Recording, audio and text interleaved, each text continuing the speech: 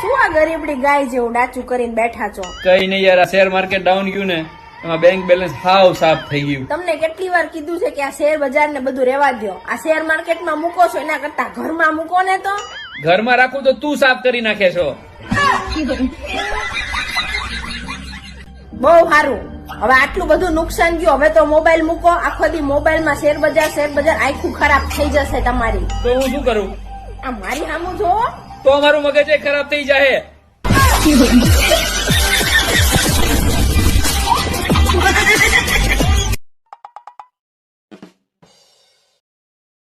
મેં સાંભળો છો, આ તમારામાં કોઈક ભંગારનો ફોન આવે છે.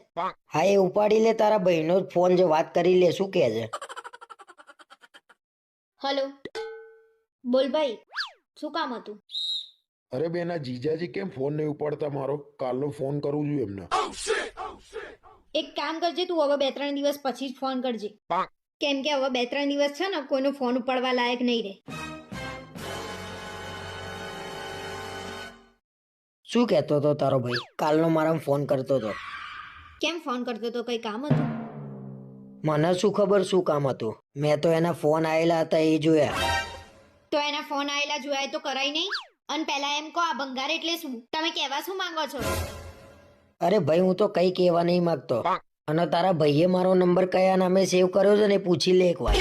મારો ભાઈ તો તમને જીજાજી કરે છે, તો જીજાજીના નામેથી જ સેવ કર્યો હશે ને? તારા ભાઈએ મારો નંબર કબાડીના નામે સેવ કર્યો છે, એને શરમ એ ના આવી?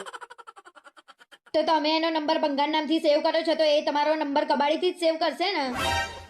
અને તમારું નામ તો બરાબર એને સેવ કર્યું છે. તમે તો છો જ કબાડી. ના ના, અમે તો કબાડી જ છીએ. એમને અમારા હાથમાં બધો ભંગાર નહીં આવ્યો. ઓછું બોલો. અને તમારી મમ્મી સાચું જ કહેતા હતા કે હું આને બરાબર ધોતીને ત્યારે મગજ